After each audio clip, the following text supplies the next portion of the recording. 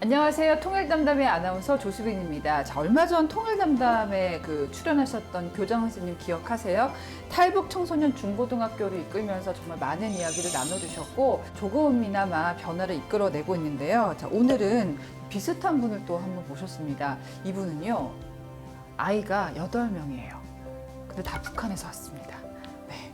총각 엄마 김태현 대표님 나오셨습니다. 안녕하세요. 네, 안녕하세요. 네, 왜 총각인데 엄마인지 잠시 후에 듣도록 하고요. 탈북미 유튜버 나민희 씨 나오셨습니다. 오랜만입니다. 네, 반갑습니다. 반갑습니다.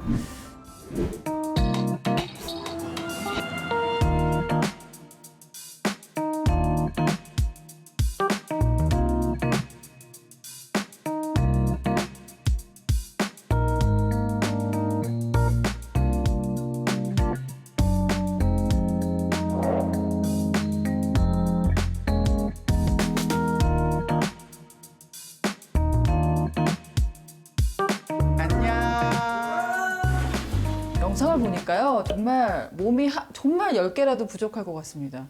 요리하시고, 청소하시고, 빨래하시고, 엄마, 아빠 역할을 다 하시는 네. 네, 그런 분인데, 총각인데 어떻게 엄마가 가능하죠? 총각인데 네. 엄마의 역할도 한다고 해서 별명이 그냥 총각 엄마라고 생긴 것 같아요. 예, 그럼 어떻게 저런 일을 하게 되셨는지 좀 소개를 해주신다면요. 시작을 네, 말씀드려요. 네. 우연한 기회에 북에서 온 친구를 만나게 됐고 그 친구가 하룻밤 같이 자자고 해서 그 하룻밤에 지금까지 오게 됐습니다. 그게 얼마나 됐어요? 그래서 그 아이와 같이 산 지 이제 20년 됐어요. 20년 전부터 엄마 역할을 해 오신 거예요? 네, 그러니까 제가 북에서 온 친구들과 만나고 뭐 이렇게 하는 활동은 한 22년 됐고 아이들과 같이 산 지는 20년 됐습니다. 지금 제가 실례지만 외모로 봤을 때는 30대 초반 같으신데 20년 전이면 10살 때부터 하신 건가요? 5살? 네, 굉장한 사연이 좀 있을 것 같습니다. 그래서 지금 사람이 늘어나면서 지금 모두 8명.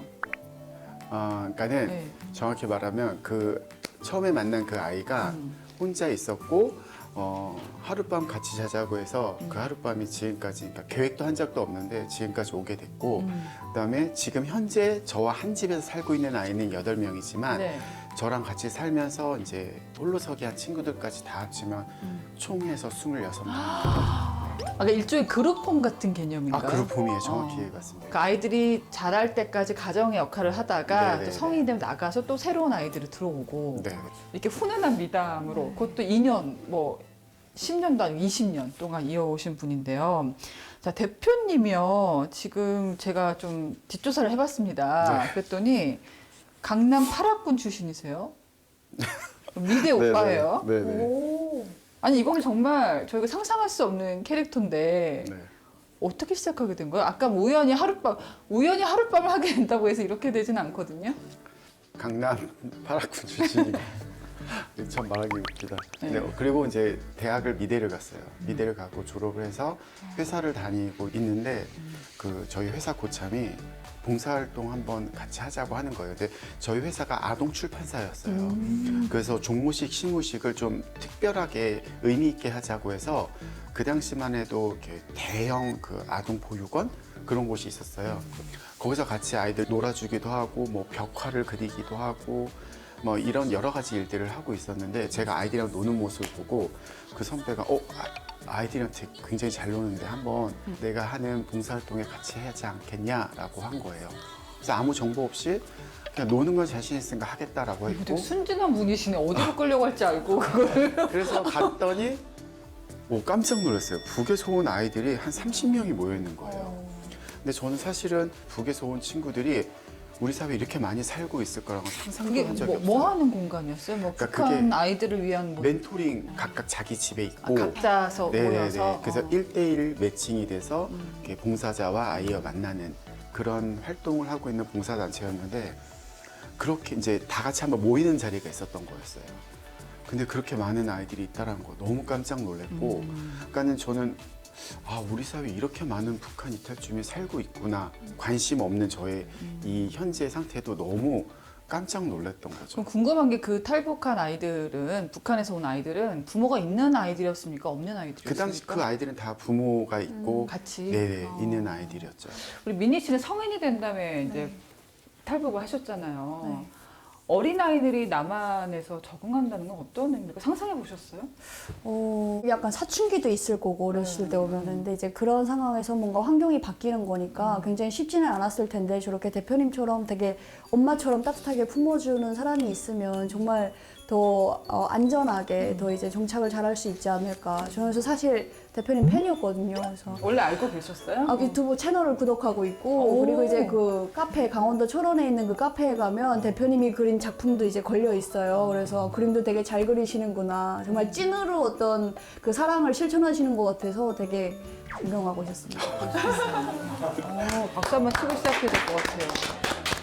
솔직히 북한에서 오신 분들은 사정을 더 잘 알고 있을 텐데도 이런 일을 하기 쉽지 않은데 제가 일단은 어머니였으면은 엄청 화를 냈을 것 같아요. 네, 맞아요. 가족들이 반대했을 것 같습니다. 엄청 심했어요. 그래서 제가 아이랑 살고 시작하고 나서 한 2년간은 가족과 연락을 못했어요. 영근차라고 하셨어요. 아니 어제 숨겨진 자식이 나온 것도 아니고, 그렇죠? 그러니까 저희 엄마는 저희 엄마 입장에서는 정말 이해가 안 가는 거예요. 네가 그 아이를 언제 봤으며 네가 또 저희 엄마 눈엔 저도 애인데 애가 무슨 애를 키우냐. 가끔 놀아주거나 지원해주는 정도도 아니고 아예 네. 그렇죠. 네. 데리고 살겠다고 하니까. 아 근데 그 상황이 어땠냐면 네. 그 아이를 처음 만났을 때 그 걔가 몇 살이었나요? 당시 초등학교 4학년이었어요. 이름이 혹시 이름 염하룡이라고. 하룡이. 네. 근데 그 아이가 초등학교 4학년인데 사실은 저는 그 아이를 만나기 전에 그 엄마를 먼저 만났어요. 하나원에서요. 하룡이 엄마. 네. 어. 네, 하룡이 엄마가 퇴소를 앞두고 고민이 좀 많았어요. 나 혼자 이 남한 땅에서 추스르기도 힘든데 아이까지 내가 잘 감당할 수 있을지에 대한 고민이 너무 크셨고 그래서 어머니가 저한테 집을 받으면 한번 놀러 와달라, 우리 아들 좀 만나달라고 하셨어요. 그래서 네, 한번 갈게요라고 했고 그 엄마 약속을 지키러 갔는데 그 엄마는 안 계시고 아이만 있었던 거예요. 그러니까 얘기를 들어보니 엄마는 뭐 브로커비며 뭐며 이런 것 때문에 어쩔 수 일하러, 없이 예, 지방까지 가게 된 탈북하신 거예요. 분들이 많이들 그러시더라고요. 예, 그러니까 20년 전이니까 그 당시만 해도 이 엄마는 굉장히 솔직했어요. 취업을 하려고 했더니 나 북한에서 왔습니다. 라고 하니까는 안 취업 하지. 안 받아주신 거예요. 그 당시 분위기가 좀 그랬어요. 그러니까 어떤 마음인지 저도 좀 알겠는 거예요. 그래서 그 어머니가 찾다 지방까지 가게 됐고 그러니까 애는 올라오기 혼자. 힘든 거예요. 그러니까 애는 혼자 있고 그런 이런 친구들 상황이었어요. 많다고 하더라고요. 네. 그래서 아이가 혼자 있었고 그래서 그 아이가 혼자 있기 싫어서인지 저보고 하룻밤 같이 자자고 하는 형하고 거예요. 같이 자고 싶어요. 네. 그래서 저는 전화를 했죠. 엄마 저 자고 내일 들어갈게요. 이제 그 내일이 지금까지 오게 된 거죠.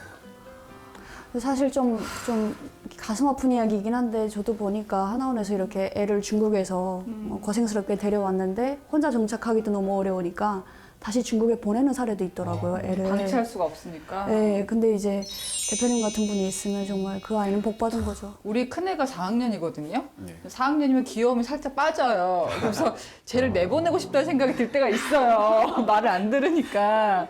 그런데 낳아서 기른 자식도 힘든데 참 대단하십니다. 아, 지금 보니까요. 뭐 하루 일과를 보니까 굉장히 바쁘세요. 그죠? 네. 솔직히 뭐 주부 우울증도 오시고 좀 그럴 것 같은데. 그러니까 주부 우울증이 올 정도의 여유가 사실은 없어요. 그 여유조차도 없이 사실은 좀 많이 정신없이 살고 있고요. 근데 최근 들어서 좀 이렇게 약간 불안함, 제 미래에 대한 불안함 이런 것들이 좀 요즘 들어 좀 있지. 지금까지 살아오면서는 이 선택이랄지 지금 살고 있는 이 삶에 대해서 후회한 적은 단 한 번도 없어요. 너무 재밌고 또 한편으로 좀 다이나믹하고 이 산에 들고 살다 보니까 예를 들면 학교로 막 불려가는 일도 사실은 조금 있었고요. 일반 가정보다 더 많을 것 같아요. 네, 그러니까 8명이야 또. 그 당시에 막 10명, 11명 막 이랬으니까요. 어우, 나 정말. 지금 제가 살고 있으면서 제일 작은 숫자예요, 8명이. 지금 8인분 음식하고 설거지하고 이건 일도 아니에요. 근데 애들은 노나요? 애들은 놀아요. 안 도와주긴 해요. 근데 저는 그러니까 애들이 그래서 버릇없다 못됐다가 아니라 너무나 당연하죠. 그러니까 저 역시도 엄마가 뭘 할 때 도와줄 생각조차 안 했어요. 엄마가 태훈아 뭐 해줘라고 하면 알았어였지. 가정교육을 그렇게 시키시면 안 됩니다. 네. 그래서 저도 뭐 할 때 얘들아 이거 좀 도와줘라고 하면 애들이 알아서 이렇게 도와주지. 제가 먼저 요청을 안 하면 다들 그냥 침대에 누워서 핸드폰만 보죠. 보통 애들은 똑같구나. 똑같아요. 진짜 똑같아요. 저는 둘도 미치겠거든요, 지금. 8명 정말 대단, 8명이 제일 작은 숫자라고. 네. 할 수 있습니까? 저는 자신 없습니다. 저는 정말 정말 쉽지 않을 것 같아요. 거의 뭐 모두 자신이 없으니까 이분이 방송을 타시는 거겠죠. 아 그런가요? 네, 총각 엄마와 탈북민 아이들 8명의 한 집 살이, 뭐 전쟁 같은 일상인데 참 어떻게 이런 분이 세상에 존재하실까 깜짝 놀라기도 합니다. 김태현 대표님의 이야기는 다음에도 또 계속됩니다. 통일 담당.